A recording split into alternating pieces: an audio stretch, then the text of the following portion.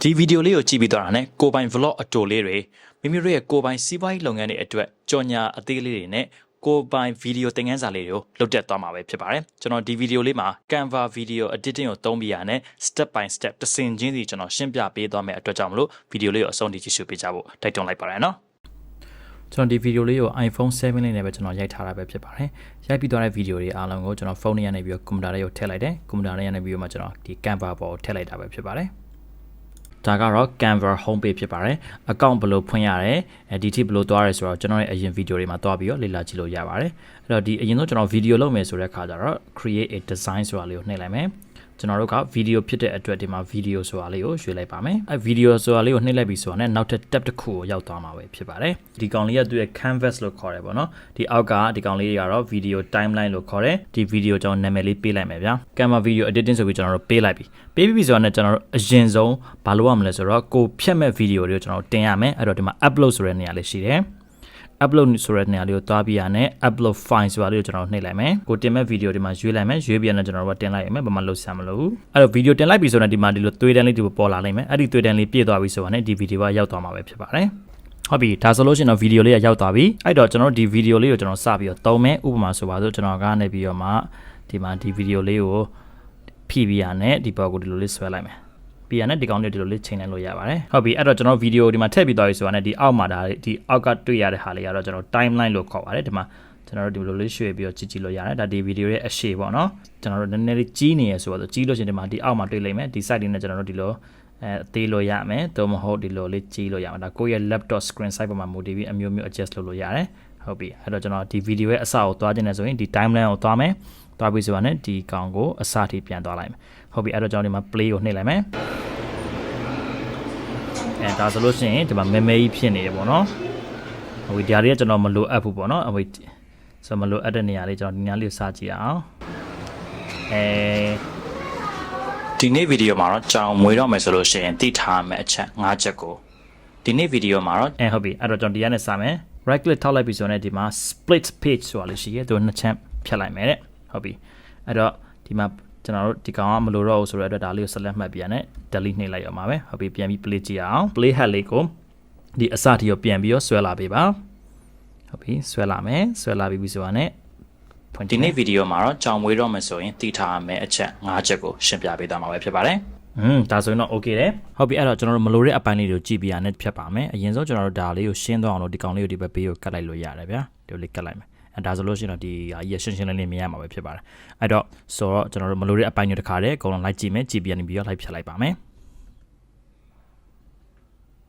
ဟုတ်ပြီဒါဆိုလို့ရှိရင်တော့ကျွန်တော်တို့မလိုတဲ့အပိုင်းလေးတွေကျွန်တော်ဖြတ်တောက်ပြီးသွားပြီဖြစ်ပါတယ်ဟုတ်ပြီအဲ့တော့ကျွန်တော်ဒီနေရာမှာ B roll လေးကိုထည့်ကြမယ်ကျွန်တော်ဒီပေါ်ကိုမပြချင်ဘူးအဲ့ဒီအပေါ်ကနေပြီးတော့မှကြောင်စားတွေဝင်နေတဲ့ဟာမျိုးတွေထည့်လိုက်တာပေါ့နော်အဲ့ဒါဗီဒီယိုမျိုးပြတာကိုကျွန်တော် B roll လို့ခေါ်တယ်ပေါ့နော်အဲ့တော့ B roll ကိုကျွန်တော်ဘယ်လိုထည့်မလို့ကိုယ့်အပြင်မှာရိုက်ထားပြီးသားထည့်လဲရတယ်ဒါမှမဟုတ်ရှင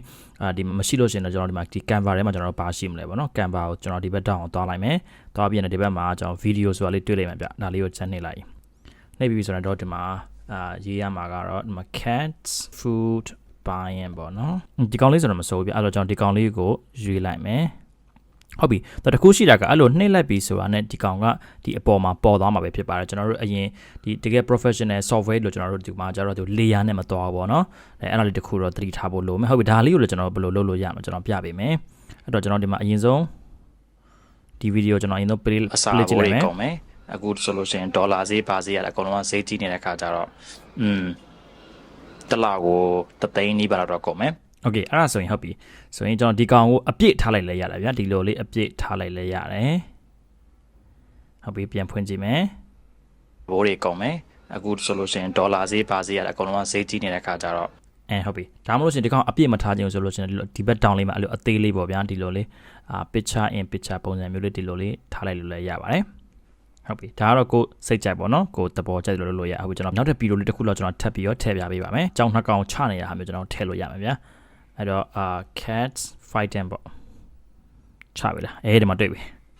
ဟုတ်ပြီအဲ့ဆိုရင်ဒီမှာဒီကောင်ကိုကျွန်တော်ထည့်လိုက်မယ်ဒီကောင်ကိုဒီမှာအကုန်လုံးအပြည့်ထားလိုက်မယ်ဗျာ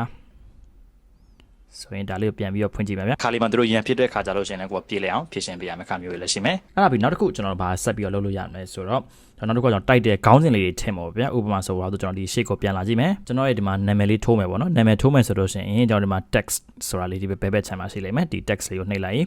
ဒီမှာနမူနာတွေပေးထားတာတွေတော့အများကြီးပဲဒီမှာဒီပုံစံလေးပြထားတာကျွန်တော် Canva Edu Pro မှာဒီကောင်လေးကိုသုံးလို့ရပါပဲเนาะ free version ဆိုလို့ရှိရင်တော့ဒါလေးကိုသုံးလို့မရဘူးအဲ့တော့ကျွန်တော် Canva Edu Pro ဝယ်တယ်ဆိုလို့ရှိရင်တော့ကျွန်တော်ချက်ပေါက်ထရနေပြီးတော့လာပြီးတော့ဆက်သွယ်ပေးလို့ရပါတယ်ဥပမာကျွန်တော်နမူနာအနေနဲ့ကျွန်တော်ဒီကောင်ပဲထည့်လိုက်မယ်ဗျာဒါလေးကိုနှိပ်လိုက်မယ်ဒီစာလေးကိုကျွန်တော်ဒီ down လေးမှာပဲထားလိုက်မယ်စာကြီးကကျွန်တော်မဲမဲဖြစ်နေတယ်ဒါပေမဲ့မပူနဲ့ကျွန်တော်ဒီကောင်ဆက်လက်မှတ်မယ်မှတ်ပြီးဆိုတော့ဒီအပေါ်လာခဲ့မယ်အပေါ်မှာဒီမှာတက်လာ A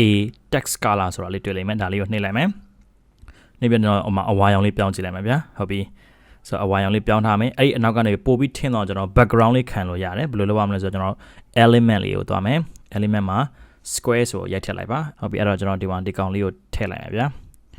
ဆိုတော့ဒီအနီရောင်ကြီးကိုကျွန်တော်မကြိုက်ဘူးဒီမှာကျွန်တော်ဒါလေးကို select မှတ်မယ်မှတ်ပြီးရင်ဒီအပေါ်က color လေးကိုလာမယ်လာပြီးဆိုတော့ကျွန်တော်မကြိုက်တဲ့အရောင်လေးကိုရွေးမယ်ဗျာဆိုတော့အနက်ရွေးလိုက်မယ်ရွေးပြီးဆိုတော့ကျွန်တော်ဒီကောင်ကို adjust လုပ်ကြည့်လိုက်မယ်လုပ်ပြီးရင်ကျွန်တော်ဒီကောင်ကိုအောက်ကိုရွှေ့ကြည့်မှာဗျာဒီကောင်ကိုအောက်ကိုရွှေ့လိုက်မယ်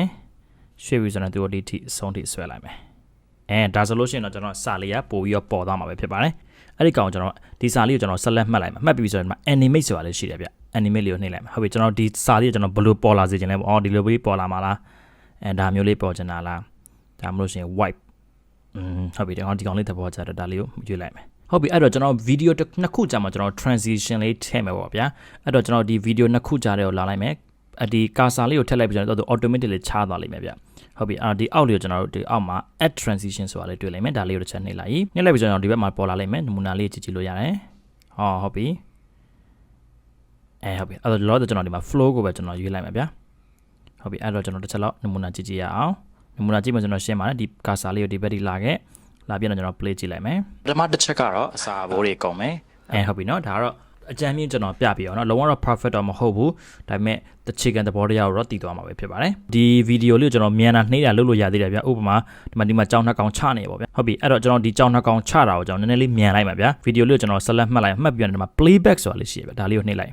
်ဆိုတော့ကျွန်တော်ဒီမှာ video speed ကိုကျွန်တော်ဒီမှာမြန်လို့ရတယ်ဒီမှာကြောင်းနှစ်ကောင်ချနည်းနည်းမြန်သွားပြီနောက်တစ်ခုတော့ကျွန်တော်အနောက်မှာကျွန်တော်တချင်းလေးထည့်မယ်ဗျဒီတိုင်းကျွန်တော်ပြင်းစရာကြီးဗျနော် background music လေးပါထည့်ကြည့်အောင်အဲ့တော့ကို့မှာ music ရှိတယ်ဆိုလို့ရှိရင်လည်းဒီ upload music ကနေထည့်လိုက်ရမယ်ပြဿနာကဘာရှိလဲဆိုတော့ကျွန်တော်တို့ဒီ license မဆောင်းထားတဲ့ music တွေထည့်ထားပြီဆိုလို့ရှိရင် online တင်လိုက်ပြီဆိုလို့ရှိရင်သူကဒီ copyright တွေပါမိရမျိုးတွေဖြစ်တတ်ပါတယ်ဒီမှာဒီရရှိတဲ့ music တွေကတော့သူကတော့ copyright free music ဖြစ်တဲ့အတွက်ပြဿနာမရှိဘူးအဲ့တော့ကျွန်တော်ဒီမှာဒီဘက်တောင်းလာမယ်အောက်ဆုံးမှာဒီမှာ audio ဆိုတာလေးရှိရယ် audio ရွေးလိုက်မယ်ကျွန်တော်နားထောင်ကြည့်မှာဗျတချင်လေးဒီမှာအဲ့တော့ဒီတချင်လို့ကျွန်တော်ရွေးလိုက်မှာဗျအဲ့တော့ဒါလေးကိုကျွန်တော်တစ်ချက်နှိပ်လိုက်မယ်နှိပ်လိုက်ပြီးကျွန်တော် automatic ကျွန်တော်ဒီကိုရောက်သွားမှာပဲဖြစ်ပါတယ်ဟုတ်ပြီကျွန်တော်ဒီမှာအရင်ဆုံး timeline လေးကိုအရင်ဆုံးခဏလေးသေးလိုက်မှာဗျအားလုံးမြင်ရအောင်လို့ဟုတ်ပြီနော်ဒီဒါဆိုတော့ကျွန်တော် music ကိုထည့်ပြီးသွားပြီဒါဆိုအရန်စုနေတယ်အဲ့တော့ music ကိုကျွန်တော်က select မှတ်လိုက်မယ်မှတ်ပြီးပြီဆိုတာနဲ့ကျွန်တော်ဒီမှာအတန်တိုးလို့ရတယ်ဗျဒီမှာတွေ့လားvolume လေးကိုကျွန်တော်တို့နှိပ်လိုက်မယ်အပေါ်မှာဒါလေးကိုကျွန်တော်တို့က25လောက်ထိပဲထားကြည့်လိုက်မယ်နော်ပြန် play ကြည့်အောင်အမှဆိုရင်တီးထားမယ်အချက်5ချက်ကိုရှင်းပြပေးသွားမှာပဲဖြစ်ပါတယ်ဒါဆိုတော့မစိုးနော် okay ပါပြီဟုတ်ပြီဒါကျွန်တော် music လေးထည့်ပြီးသွားပြီအဲ့မှာကျွန်တော် sound effect လေးပါကျွန်တော်ထည့်ကြည့်အောင်ပါဗျခဏလေးဆိုရင်ကျွန်တော်ဒီမှာဈေးနှုန်းနေရာမှာခဏလေးဈေးပါဈေးရတာအကုန်လုံးကဈေးကြီးနေတဲ့ခါကျဈေးကြီးနေတဲ့ cash register sound ပေါ့ဟုတ်ပြီဒါလေးကိုကျွန်တော်ထည့်လိုက်မယ်ဗျဒီမှာ okay အဲ့တော့ပြန်နှားထောင်ကြည့်အောင်ဆိုလို့ရှိရင်ဒေါ်လာဈေးပါဈေးရတာအကုန်လုံးကဈေးကြီးနေတဲ့ခါကျတော့မဆိုတော့ဒါအဆင်ပြေပါပြီဟုတ်ပြီအဲ့တော့ကျွန်တော်ဒီမှာကြောင်းနှစ်ကောင်နဲ့ချနေရဗျာအဲ့တော့ကြောင်းနှစ်ကောင်ချရလဲကျွန်တော်နည်းနည်းရှာကြည့်အောင်ဗျာ sound effect လေးcats fighting cats meow okay ဒါလေးပဲကျွန်တော်ခဏလောက်ထည့်ကြည့်လိုက်မှာဗျာ okay ကြည့်ရအောင်ဟုတ်ပြီတခါလေးမှတို့ရန်ဖြစ်တဲ့ခါကြလို့ရှိရင်လည်းကိုယ်ပြေးလဲအောင်ဖြည့်ရှင်းပေးရမယ့်ခါမျိုးတွေလည်းရှိမယ်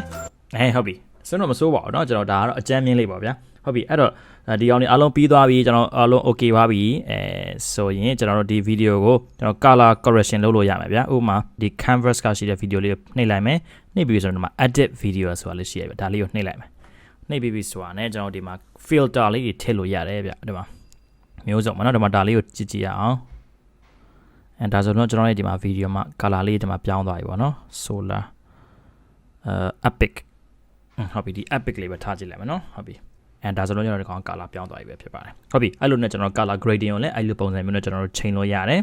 ဟုတ်ပြီနောက်တစ်ခုကတော့ကျွန်တော်တို့ template လေးဒီမှာထည့်မယ်ပေါ့ဗျာအဲ့တော့ဒီဗီဒီယိုလေးကိုအစပေါ့နော်ကျွန်တော်ဗီဒီယိုအစကိုကျွန်တော်ကအစကိုပြန်သွားလိုက်မယ်သွားပြီဆိုတော့ဒီမှာဒီမှာ design ဆိုတာလေးရှိတယ် design ကိုကျွန်တော်နှိပ်လိုက် maybe like cats intro ပေါ့ရှိလားမသိဘူးရှိတယ်ဟုတ်ပြီဒီမှာတွေ့ပြီဟုတ်ပြီအဲ့တော့ကျွန်တော်ဒီကောင်ကို select မှတ်လိုက်မယ် add as new page ဟုတ်ပြီထည့်လိုက်မယ်အဲ့တော့ကျွန်တော်ဒီမှာကအနောက် intro ကအနောက်ကိုရောက်နေဒါပြဿနာမရှိဘူးကြောင့်လေးကိုကျွန်တော်ဖိမယ်ဖိပြန်တော့ကျွန်တော်ဟိုးအရှိတီလိုလေးဆွဲလိုက်မယ်ဟုတ်ပြီเนาะဒီမှာမိုက်ပါပြီလောက intro ကဒီမှာတော့ကြောင်မွေးတော့မယ်ဆိုရင်တည်ထားမယ်အချက်5ချက်ကိုဟုတ်ပြီเนาะဒါဆိုတော့တော်တော်ကြီး okay ပါပြီဟုတ်ပြီဒါကတော့ကျွန်တော် intro outro လေးကျွန်တော်ဒီမှာထည့်လို့ရတယ်ဗျာကိုယ့်ရဲ့ business ကိုလုပ်တဲ့ video ပေါ်မှာမူတည်ပြီးတော့ဒါတိုက်တယ်လို့လုပ်လို့ရတယ်ဟုတ်ပြီဆိုတော့ဟုတ်ပြီဒီ video လေးအားလုံးကကျွန်တော်ပြီးသွားပြီဆိုပါစို့အဲဆိုကျွန်တော်တို့ဒီ video ကို export လုပ်မယ်ဆိုလို့ချင်းဒီအပေါ်ဆုံးမှာ share ဆိုတာလေးရှိရဲဒီမှာ download ဆိုတာလေးဒီမှာတွေ့လိုက်မှာဗျဒါလေးကိုနှိပ်လိုက်ဒီမှာ mp4 ဆိုတာကိုဝယ်ရွေးရပါမယ်ကျန်တာရွေးလို့မရပါဘူးပြီးရနဲ့ကျွန်တော်ဒီမှာ download ဆိုတာကိုနှိပ်လိုက်ပါဟုတ်ပြီအဲ့တော့ကျွန်တော်ဒီကောင်လေးကိုကျွန်တော်အသေးစိတ်လေးပြန်ပြီးတော့အချောတက်လိုက်မယ်ဗျအဲ့တော့နောက်ဆုံးထွက်လာတဲ့ result ကဘယ်လိုဖြစ်မလဲဆိုတာကိုကြည့်လိုက်ရအောင်ဗျ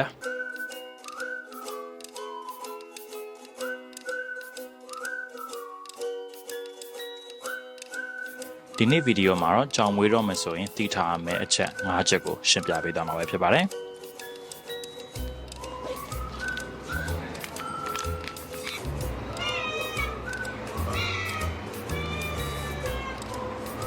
ဒီပထမတစ်ချက်ကတော့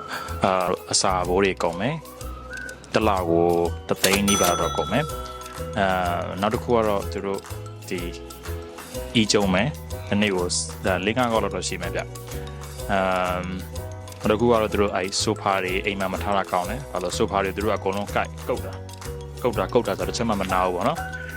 အဲ့တော့ဆိုဖာတွေပျက်စီးရမယ်ဟုတ်ပြီတခါလေးမှသူတို့ရန်ဖြစ်တဲ့ခါကြလို့ရှိရင်လည်းပြေးလေအောင်ဖြည့်ရှင်းပေးရမယ်ခါမျိုးတွေလည်းရှိမယ်အိမ်နာတက်ခါမှာတယောက်ကိုစောင့်ကြည့်နေရမျိုးဘာညာစိတ်ထဲမှာမနေတဘူးဆိုလို့ရှိရင်တော့အဆင်မပြေပါဘူး